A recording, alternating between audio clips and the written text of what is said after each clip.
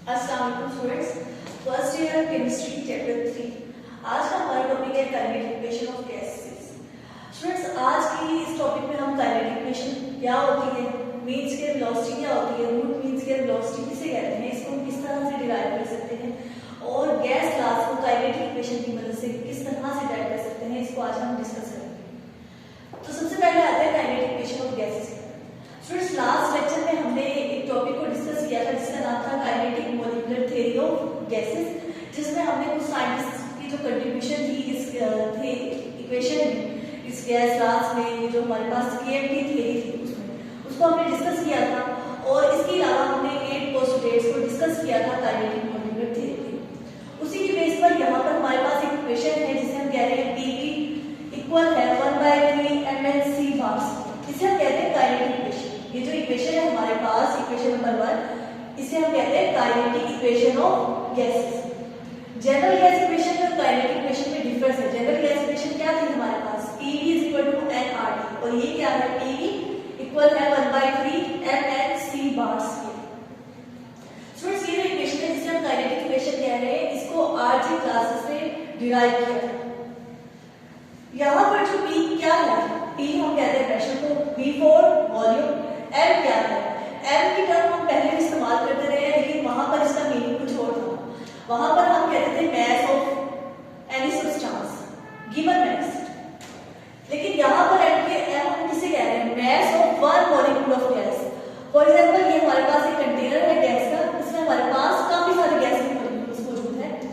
अब किसी एक गैस के मॉलिक्यूल का मैस, ठीक है, सबका नहीं, किसी एक गैस के मॉलिक्यूल का मैस, इसे हम क्या कहते हैं, M।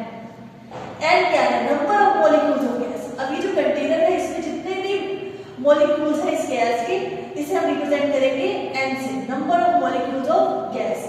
C बार स्क्वायर, इसे हम कहते हैं मीन स्क्वायर वेलोसिटी। तो ये हमारे पास इक्वेशन है काइनेटिक इक्वेशन ऑफ गैसेस। इसके बाद जो टर्म हमारे पास आती है वो है mean square velocity. Mean square velocity से स्टूडेंट्स, हमारे पास ये गैस है, अब यहाँ पर डिफरेंट गैस के मॉलिक्यूल्स हैं और कोई भी ऐसा गैस का मॉलिक्यूल नहीं है जिसकी वेलोसिटी सेम। अगर हम कहना चाहें तो हमारे पास हर गैस का मॉलिक्यूल अलग अलग है, उनका बिहेवियर अलग अलग है। अगर हम किसी को अपनी डेली लाइफ से लें तो हम इंडिविजुअल्स का सबका बिहेवियर अलग होता है, सबकी एनर्जी डिफरेंट होती है। इसी लिहाज से जब यहाँ पर बात करें, हमारे पास कुछ गैस के मॉलिक्यूल्स ऐसे होंगे जिनका मैस क्या होगा, जिनकी वेलोसिटी क्या होगी, c1 होगी। उनको हम कह देते हैं N1 टाइप के हमारे पास वो मॉलिक्यूल्स हैं। अब इनमें से कुछ मॉलिक्यूल्स ऐसे जिनकी वेलोसिटी सेम है लेकिन चेंज है इस c1 से। फॉर एग्जांपल, N1 मॉलिक्यूल्स हैं, इनकी वेलोसिटी हम कह देते हैं कि 10 मीटर पर सेकंड की वेलोसिटी से मूव करें। इसी तरह से ये जो हमारे पास कंटेनर है, इसमें कुछ गैस के मॉलिक्यूल्स ऐसे होंगे जो कि 15 मीटर पर सेकंड की वेलोसिटी से मूव कर रहे होंगे। कुछ गैस के मॉलिक्यूल्स ऐसे होंगे जो कि 20 मीटर पर सेकंड की वेलोसिटी से मूव कर रहे होंगे। तो इस तरह से हमारे पास एक ग्रुप आ जाता है मॉलिक्यूल्स का, जिसे हम कह रहे हैं यहाँ पर N1, N2, N3 and more. C1 क्या है, उस ग्रुप की वेलोसिटी, यानी कि उसमें जितने मॉलिक्यूल्स हैं सबकी वेलोसिटी 10 ही है। N2 के साथ हम क्या लगा रहे हैं, C2। तो C2 क्या है कि जो हमारे पास N2 टाइप के जो मॉलिक्यूल्स हैं उनकी वेलोसिटी C2 है। इस तरह से हमारे पास इक्वेशन आ जाती है N1 C1 bar square plus N2 C2 bar square plus N3 C3 bar square and so on. इसको डिवाइड कर दें N1 plus N2 plus N3, यानी कि टाइप ऑफ मॉलिक्यूल्स। तो हमारे पास इक्वेशन आती है जिसे हम क्या कहते हैं, mean square velocity, C bar square से रिप्रेजेंट। अब ये रूट मीन स्क्वायर वेलोसिटी क्या है, ये जो हमारे पास मीन स्क्वायर वेलोसिटी है, इसका अगर हम अंडर रूट ले लें, इसका जो स्क्वायर रूट हम लेते हैं, इसका हमने स्क्वायर रूट ले लिया, इसे हम कहते हैं रूट मीन स्क्वायर वेलोसिटी। और ये किसके इक्वल है, ये CRMS, R for root, M for mean, S for square velocity. Equal है ये, अंडर रूट ले हम 3RT डिवाइडेड बाय M। तो ये हमारे पास इस वैल्यू के इक्वल आता है। स्टूडेंट्स, ये जो हमारे पास वैल्यू आई है CRMS equal to square root 3RT over M, इसको हम कैसे डिराइव कर सकते हैं। स्टूडेंट्स, इसको हम डिराइव करते हैं जनरल गैस इक्वेशन से और काइनेटिक इक्वेशन से। CRMS, ये जो हमारे पास रूट मीन स्क्वायर वेलोसिटी है जिसे हम CRMS कह रहे हैं, इसको हम कैसे डिराइव कर सकते हैं। स्टूडेंट्स, इसको हम डिराइव करते हैं जनरल गैस इक्वेशन से और काइनेटिक इक्वेशन से।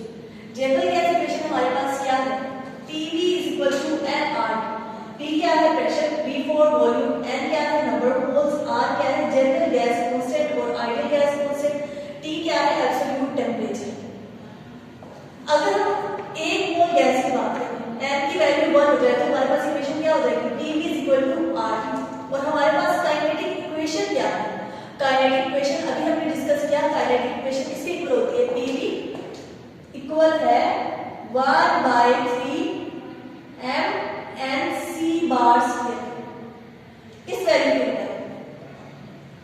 अब हम क्या करेंगे, अब हम जो हमारे पास ये जनरल गैस इक्वेशन है और ये हमारे पास जो कि काइनेटिक इक्वेशन है इसको कंपेयर करते हैं। हमारे पास इक्वेशन आ जाएगी 1/3 mnc बार स्क्वायर इक्वल है RT, ठीक है, क्योंकि लेफ्ट हैंड साइड तो दोनों इक्वल थी, राइट हैंड साइड डिफरेंट थी, तो हमने उनको आपस में निकाला, इक्वल कर दिया दोनों वैल्यूज को। यहाँ पर जो m और n ये वैल्यूज चेंज हो जाएंगी। अगर हम 1 मोल की बात करें, किसी भी गैस के 1 मोल की बात करें, तो हमारे पास ये जो n है ना इक्वल हो जाएगा Na के। Na क्या है, एवोगैड्रोस नंबर ऑफ मॉलिक्यूल्स। अगर हमारे पास नंबर ऑफ मॉलिक्यूल्स की वैल्यू 1 हो जाती है तो हम इसको किसके इक्वल लेंगे, Na के equal, Avogadro's number of molecules. और m मल्टीप्लाई बाय Na किसके इक्वल होता है, कैपिटल M के। तो हमारे पास इक्वेशन आ गई 1/3 mc बार स्क्वायर। अब ये m क्या है, कैपिटल इक्वल आ गया RT के। अब हमने क्या करना है, इस इक्वेशन को रीअरेंज करना है। 3 को यहां से इस साइड पे 3 क्या हो रहा है, डिवाइड हो रहा है, इक्वेशन की दूसरी साइड पे ले जाए, मल्टीप्लाई हो जाएगा, तो हमारे पास ये नई इक्वेशन आ जाएगी जिसे हम क्या लिखेंगे, mc बार स्क्वायर इक्वल है 3RT। अब m यहां पर, इस m को इक्वेशन की दूसरी साइड पे लेकर जाना है, यहां पर ये मल्टीप्लाई हो रहा है, दूसरी साइड पे लेकर जाएंगे तो डिवाइड हो जाएगा, तो हमारे पास इस तरह से नई इक्वेशन आ जाएगी जिसे हम क्या कहते हैं, c बार स्क्वायर इक्वल है 3RT ओवर m के। अब हमने क्या करना है, c बार स्क्वायर का रूट लेना है, जो किसके इक्वल होगा, रूट v स्क्वायर वेलोसिटी, और हमारे पास क्या वैल्यू आ गई 3RT ओवर m। और इस तरह से हमने रूट v स्क्वायर की वेलोसिटी को डिराइव कर लिया इस इक्वेशन में। स्टूडेंट्स, अब तक हमने क्या किया, काइनेटिक इक्वेशन के बारे में डिस्कस किया, v स्क्वायर वेलोसिटी क्या होती है, रूट v स्क्वायर वेलोसिटी किसे कहते हैं। अब हम काइनेटिक इक्वेशन को यूज करेंगे और उसकी मदद से गैस लास को डिराइव करेंगे, जो कि हमने डिफरेंट टाइप्स की गैस लास को डिस्कस किया इस चैप्टर में। इसको डिराइव करने से पहले आपको टर्म का पता होना चाहिए जिसे हम कहते हैं kinetic energy, average kinetic energy. Kinetic energy की वैल्यू हम क्या लिखते हैं, 1/2mv², हाफ mv²। ये किस वक्त होती है, जब हम मैक्रो पार्टिकल्स को डिस्कस करते हैं। जब हम बड़े साइज के पार्टिकल्स की बात कर रहे होते हैं उसमें काइनेटिक एनर्जी की वैल्यू क्या होती है, हाफ mv²। लेकिन जब हम गैस मॉलिक्यूल्स की बात करें, यानी कि माइक्रो साइज के पार्टिकल्स की बात करें, उस टाइम पर हमारी ये इक्वेशन कुछ रिप्लेस हो जाती है कुछ नई टर्म्स से। यहाँ पर m क्या है, मैस है। फॉर एग्जांपल हमारे पास एक गाड़ी मूव कर रही है तो उसका मैस है, v क्या है, उसकी वेलोसिटी। अब यहाँ पर हमारे पास मैस, गैस मॉलिक्यूल्स है, गैस मॉलिक्यूल्स का सबका मैस, अगर हम उनके मैस की बात करें हम डिफरेंट लेते हैं। क्यों डिफरेंट लेते हैं, हम किसी एक का मैस लेते हैं, नंबर ऑफ मॉलिक्यूल्स को उससे मल्टीप्लाई करते हैं, तो हमारे पास m रिप्लेस हो जाएगा mn से। v² क्या होती है, वेलोसिटी होती है। लेकिन हमारे पास यहाँ पर गैस मॉलिक्यूल्स है, गैस मॉलिक्यूल्स के सारे गैस मॉलिक्यूल्स की वेलोसिटी सेम नहीं होती। अभी हमने डिस्कस किया कि v² वेलोसिटी, जिसमें हमने कहा कि कुछ पार्टिकल्स n1 टाइप होंगे जिनकी वेलोसिटी c1 होगी, कुछ पार्टिकल्स n2 टाइप होंगे जिनकी वेलोसिटी c2 होगी। इसी तरह से हम इस v² को रिप्लेस करवा देंगे c बार स्क्वायर से, जिसे हम क्या कहेंगे, मीन स्क्वायर वेलोसिटी, और हमारे पास काइनेटिक इक्वेशन की वैल्यू क्या हो जाएगी, हाफ mnc बार स्क्वायर। अब हम इस इक्वेशन को यूज नहीं करेंगे, अब हम इस इक्वेशन को गैस लास को डिराइव करने के लिए इस्तेमाल करेंगे। तो सबसे पहले डिराइव करते हैं बॉयल्स लॉ। बॉयल्स लॉ किसके इक्वल होता है, हमने बॉयल्स लॉ की स्टेटमेंट पढ़ी थी कि किसी भी गैस का प्रेशर, किसी भी गैस का वॉल्यूम जो है वो डायरेक्टली प्रोपोर्शनल होगा उसके ऊपर लगाए जाने वाले प्रेशर, यानी कि अप्लाइड प्रेशर। जब हम टेम्परेचर को कांस्टेंट करते हैं, नंबर ऑफ मोल्स को कांस्टेंट करते हैं। इसके अलावा हमने एक और स्टेटमेंट पढ़ी थी जिसके मुताबिक हमारे पास product of pressure and volume is a constant quantity when the temperature and number of moles kept constant. इस इक्वेशन को डिस्कस किया था, Pv = K। अब हम इस इक्वेशन को गैस काइनेटिक इक्वेशन की मदद से कैसे डिराइव कर सकते हैं। इसको डिराइव करने से पहले हम एक पोस्टुलेट को डिस्कस करते हैं जो कि हमने काइनेटिक मॉलिक्यूलर थ्योरी में पढ़ा था, लास्ट पोस्टुलेट, कि काइनेटिक एनर्जी, किसी भी गैस मॉलिक्यूल की काइनेटिक एनर्जी डायरेक्टली प्रोपोर्शनल होती है एब्सोल्यूट टेम्परेचर की। काइनेटिक एनर्जी, गैस मॉलिक्यूल्स की जो काइनेटिक एनर्जी है वो डायरेक्टली एब्सोल्यूट टेम्परेचर की, यानी कि जितना टेम्परेचर बढ़ा देंगे काइनेटिक एनर्जी गैस मॉलिक्यूल्स की इंक्रीज कर जाएगी। किस तरह की काइनेटिक एनर्जी की बात कर रहे हैं? एवरेज काइनेटिक एनर्जी की बात कर रहे हैं। Average kinetic energy directly proportional होगी एब्सोल्यूट टेम्परेचर। और अभी हमने बात की काइनेटिक एनर्जी की वैल्यू किसके इक्वल है? Half mnc bar square. तो हम काइनेटिक एनर्जी की जगह इसको लिख सकते हैं half mnc bar square directly proportional है टेम्परेचर के। टेम्परेचर कौन सा? Absolute temperature, the temperature measured in kelvin scale, वो टेम्परेचर जो कि हम केल्विन स्केल में ले रहे हैं। जब भी हम प्रोपोर्शनैलिटी साइन को खत्म करते हैं कोई ना कोई कांस्टेंट लगाते हैं, तो इस वजह से हमारे पास यहाँ पर कांस्टेंट क्या आ जाएगा ये, और ये इक्वेशन आ जाएगी हमारे पास इक्वेशन 4 हाफ mnc बार स्क्वायर इक्वल है kT के। फ्रेंड्स अब हमारे पास ये इक्वेशन आ गई हाफ mnc बार स्क्वायर इक्वल है kT के। इसी तरह से हमने क्या पढ़ा काइनेटिक इक्वेशन, तो वो इक्वेशन क्या है? P is equal to 1/3 mnc bar square. अगर हम इस इक्वेशन की राइट साइड को मल्टीप्लाई करें तो उसे और डिवाइड करेंगे तो हमारे पास एक नई इक्वेशन आ जाएगी जो क्या है? P is equal है 2/2 multiply by 1/3 mnc bar square. अब हम क्या करेंगे? यहाँ से इस 3 को इक्वेशन से बाहर ले जाएंगे, ये जो हमारे पास ब्रैकेट है ब्रैकेट से बाहर ले लेंगे, और ये जो 2 है इसको हम इस ब्रैकेट के अंदर ले आते हैं। तो हमारे पास ये इक्वेशन क्या हो जाएगी? P is equal है 2/3 हाफ mnc बार स्क्वायर। अभी हमने एक इक्वेशन डिराइव की काइनेटिक एनर्जी से, हाफ mnc बार स्क्वायर किसके इक्वल था? kT के। तो यानी कि ये वैल्यू आ गई, हम इसकी जगह पर kT लिख सकते हैं। तो हमने क्या किया? P is equal to 2/3 kT, इस टर्म को रिप्लेस करवा दिया kT से। स्टूडेंट्स यहाँ पर 2 क्या है नंबर, 3 भी क्या है नंबर, नंबर क्या होता है? कांस्टेंट होता है, k क्या है? कांस्टेंट, और बॉयल्स लॉ के अकॉर्डिंग टेम्परेचर भी कांस्टेंट होता है। तो हमारे पास ये जो सारी की सारी टर्म है ये क्या है? कांस्टेंट। इसको हम किसके इक्वल कर देते हैं? k बार के, k dash. P is equal to k dash, और यही हमने किसमें पढ़ा था? Boyle's law. तो हमने अब हमारी बॉयल्स लॉ की इक्वेशन को डिराइव कर लिया। स्टूडेंट्स इसी तरह से हम चार्ल्स लॉ की इक्वेशन को भी डिराइव कर लेते हैं। चार्ल्स लॉ की जो डेरिवेशन है वो बिल्कुल सिमिलर है बॉयल्स लॉ के, इसमें माइनर से चेंजेस हैं। वो चेंजेस कहां पर आते हैं? स्टूडेंट्स यहाँ पर हमारे पास है P is equal to 2/3 equal है kT। ये हम चार्ल्स लॉ की डेरिवेशन करें तो हम क्या करते हैं? प्रेशर को इक्वेशन की इस साइड से इस साइड पर ले जाते हैं। हमारे पास इक्वेशन आ जाएगी 2/3 kT डिवाइडेड बाय P। अब ये जो हमारे पास इक्वेशन है स्टूडेंट्स, यहाँ पर हमारे पास क्या इक्वेशन आ गई? 2/3 kT डिवाइडेड बाय P। हम क्या करेंगे? टेम्परेचर को इक्वेशन की राइट हैंड साइड से लेफ्ट हैंड साइड की तरफ ले जाएंगे। V/T इक्वल आ गया 2/3 k divided by P। Students अगर आप यहाँ पर देखें 2 और 3 ये दोनों नंबर्स हैं, नंबर क्या होते हैं? कांस्टेंट। k क्या है? कांस्टेंट। P क्या है? प्रेशर।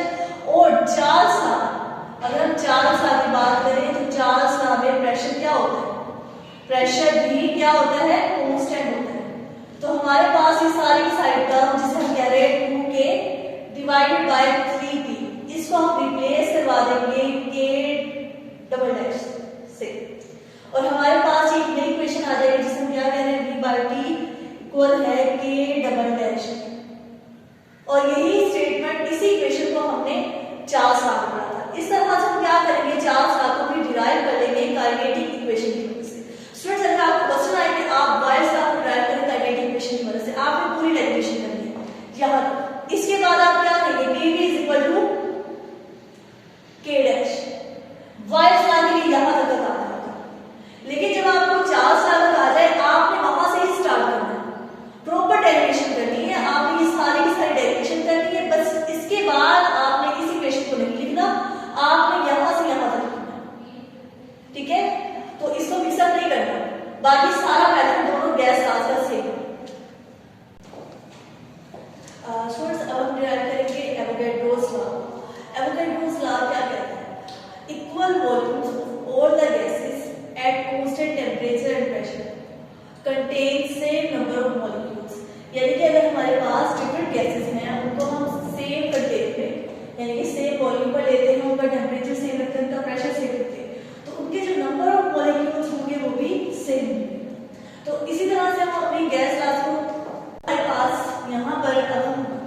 काइनेटिक इक्वेशन बनाएंगे गैस 1 के लिए भी और गैस 2 के लिए। गैस 1 के लिए हम क्या करेंगे, हमारे पास एक गैस है, गैस 1 जिसे हम कह रहे हैं, उसका टेम्परेचर क्या है T, प्रेशर क्या है P, वॉल्यूम क्या है V, वॉल्यूम भी इस केस में कांस्टेंट है।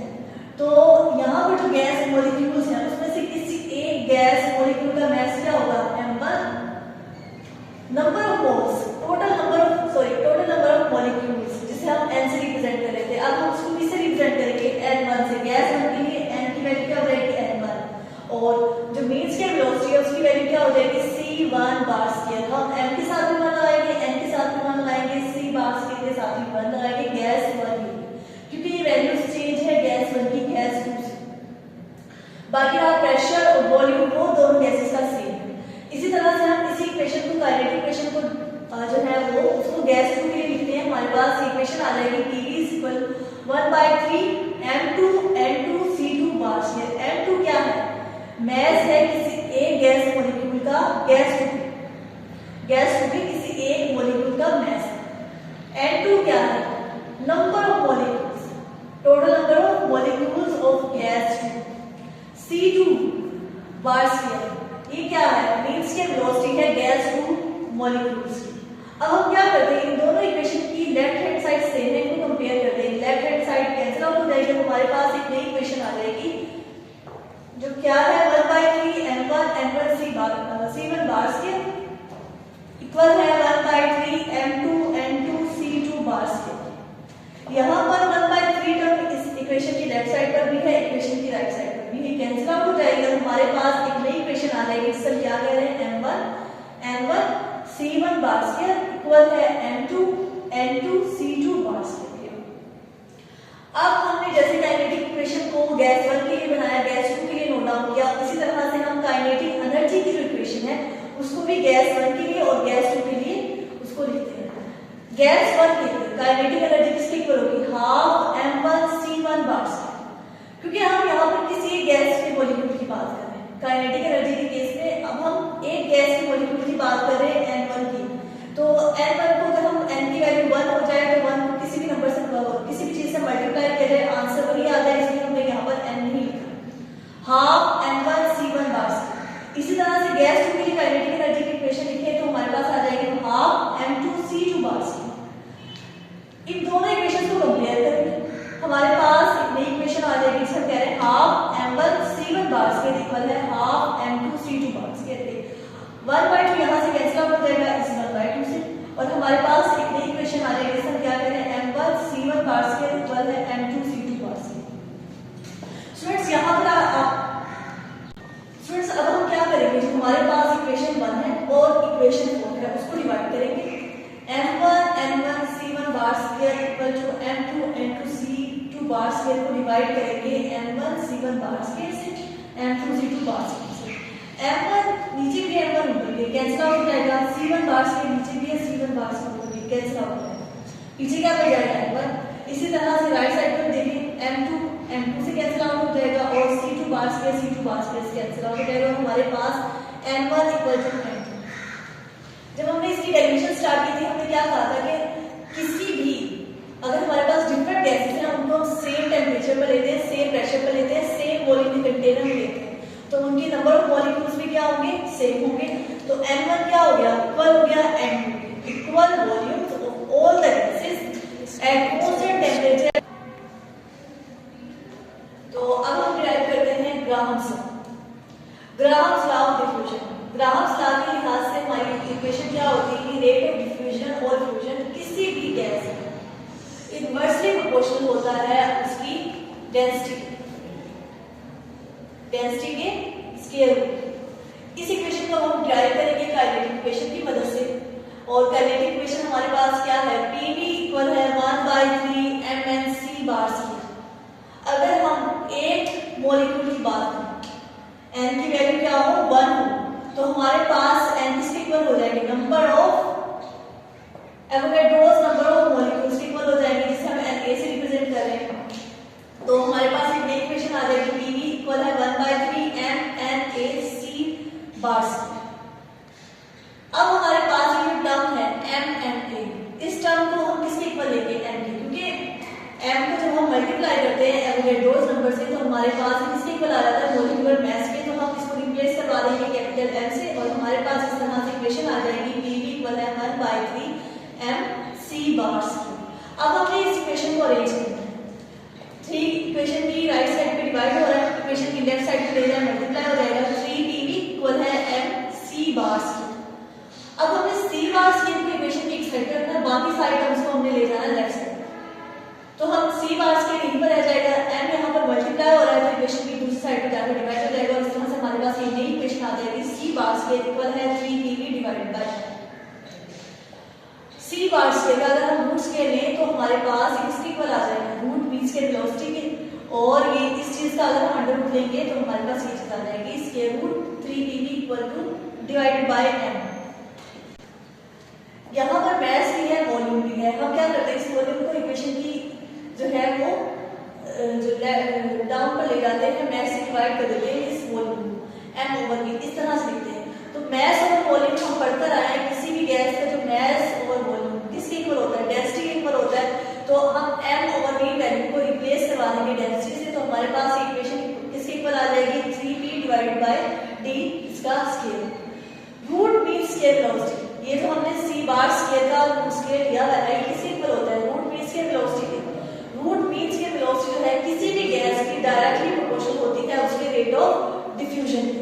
तो हम क्या कर सकते हैं, c बार स्क्वायर की जगह पर हम इस square root c bar square की जगह पर हम r लिख सकते हैं। तो इस तरह से हम क्या करेंगे, इसको रिप्लेस करवा देंगे स्मॉल r से इस तरह से, और हमारे पास 3p डिवाइडेड बाय d और इसका स्क्वायर।